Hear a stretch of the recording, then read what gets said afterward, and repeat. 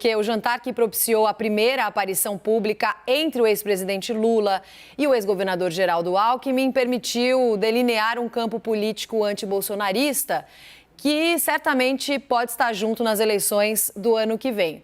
Mas a dúvida é em que momento esse campo estará de fato junto, né? No primeiro ou no segundo turno? Caio, você tem apuração também sobre isso? Estive lá ontem com a Thaís nesse jantar. Vamos lá. Em nome de uma frente ampla que una partidos de esquerda e de centro contra o presidente Jair Bolsonaro, já no primeiro turno, o PT trabalha para tentar desmobilizar as pré-candidaturas do presidente do Senado, Rodrigo Pacheco, que é do PSD, e da senadora Simone Tebet, que é do MDB, ao Palácio do Planalto. A ideia é que essa frente ampla seja também o embrião de uma futura base parlamentar, caso Lula vença a eleição. Já disse aqui, estive no jantar ontem, conversei com alguns políticos sobre isso. O governador do Piauí, Wellington Dias, que é do PT, é muito próximo ao Lula, é um dos articuladores dessa pré-campanha, me disse que, para ele, esse jantar de ontem mostrou bem que esse campo político em formação existe ao redor do Lula e que tem um outro campo político que reúne outros candidatos à direita, como Sérgio Moro, João Dória, Bolsonaro e Alessandro Vieira. Ou seja, o jantar de ontem delineou um campo político que deve estar junto, seja no primeiro, seja no segundo turno da eleição. No MDB, a ala que foi base desde o início do governo Lula, que é formada ali aquele MDB do Senado, Renan Calheiros, Jader Barbalho, Roberto Requião, começa a defender nos bastidores o apoio formal ao Lula. Falei com o Renan Calheiros, estava lá no jantar ontem, o que ele me disse? Falou, olha, Caio, eu acho que vem por aí um grande movimento de unidade da centro-esquerda com o centro e com Lula. E que o MDB está vivendo, sim, essa pré-candidatura da Simone Tebet, mas a convenção do partido é no meio do ano que vem e é isso que define o caminho que eles vão seguir. Mas tem resistência para isso dentro do MDB. Resistência à consolidação dessa frente ampla já em primeiro turno. A cúpula do MDB acelera a pré-candidatura da Simone Tebet, contratou inclusive um marqueteiro, Felipe Soutelo, que é quem fez a campanha do Bruno Covas no ano passado. É um marqueteiro muito ligado ao PSDB aqui de São Paulo, né? Então contratou ele para cuidar dessa pré-campanha. E a ideia é que até maio a Simone Tebet chegue a 8% das intenções de voto, que é considerado suficiente para dissipar esse interesse da ala lulista dentro do MDB de querer se aliar ao Lula, né? Hoje a Simone Tebet tem 1% de intenção de voto, mas tem um dado ali importante, ela só é conhecida por 3% do eleitorado. Logo, a avaliação é que ela tem potencial de crescimento. E me disseram também que essa ala lulista do partido hoje é minoritária, bem menor do que já foi, a despeito dos nomes de peso que a integram. Vamos lá para o PSD.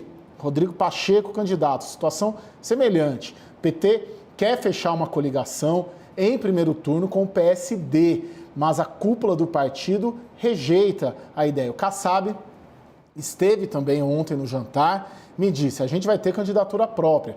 E teve um gesto dele, nesse sentido, que chamou a atenção no jantar. Ele se recusou a ir tirar uma foto com o Lula e outros presidentes de partido. Teve um momento ali do jantar, eu não sei se vai rodar essa foto, né? A gente mostrar essa foto aqui, mas tem uma foto bem simbólica, que era o Lula, Paulinho da Força, Luciana Santos, Gleisi Hoffmann, Baleia Rossi e Carlos Siqueira, presidentes de partido, né? Só que o Gilberto Kassab chamaram o Kassab, vem tirar foto, o Kassab não quis ir lá tirar foto, justamente para não sinalizar que aquilo já era essa frente ampla de esquerda, centro-esquerda e centro sendo monitorada. Por fim, hoje, pelo menos a minha percepção, a percepção que eu fiquei do jantar, a gente vai falar bastante disso aqui ainda, depois do Jornal da CNN, eu e a Thaís também, mas é que o Lula pode muito pela posição dele nas pesquisas, mas não pode tudo. Tem muita... Aí a fotinha, tá aí a fotinha, vamos lá, ó. Randolfo Rodrigues, Paulinho da Força, presidente do Solidariedade, a Gleisi, presidente do PT, está ali o Lula, presidente do PSB, Carlos Siqueira, presidente do MDB, Baleia Rossi, e cadê o Gilberto Kassab? Foi chamado, mas não quis ir ali sair na foto, justamente para não mostrar que essa é uma potencial aliança já para o primeiro turno. Então a minha impressão é de que é isso, o Lula está com 48% segundo o Datafolha, pode muita coisa, tem expectativa de poder muito clara, isso atrai a política para perto dele, principalmente num jantar desse, que acaba sendo um marco. Roberta, sabe que tem uma questão, em todas as campanhas, elas têm um evento que marca, que são marcantes.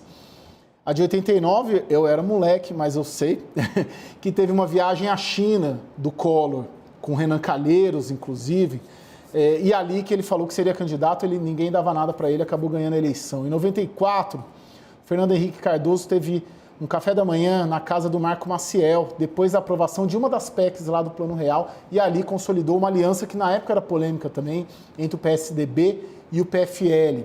Em 2000, teve o aniversário do Zé Alencar em Minas Gerais, o Lula foi lá, foi quando ele conheceu o Zé Alencar e ali foi o embrião do que viria a ser também uma aliança polêmica. E ontem também a gente pode considerar esse jantar dentro desse marco de pré-campanhas, porque ali reuniu muita gente e, como disse o Wellington Dias, do PT, e concordo com ele, delineou um campo político para a eleição de 2022, muito em torno do Lula. Se vão estar junto no primeiro turno, é dúvida ainda, porque tem partidos que resistem, a gente está vendo aqui na tarja. Mas, para o segundo turno, muito provavelmente, esse campo político que estava lá ontem, muito provavelmente estará junto em um eventual segundo turno que o Lula avance para lá. A gente vai acompanhar como é que o desenho vai continuar nos próximos meses. Caio, boa, obrigada.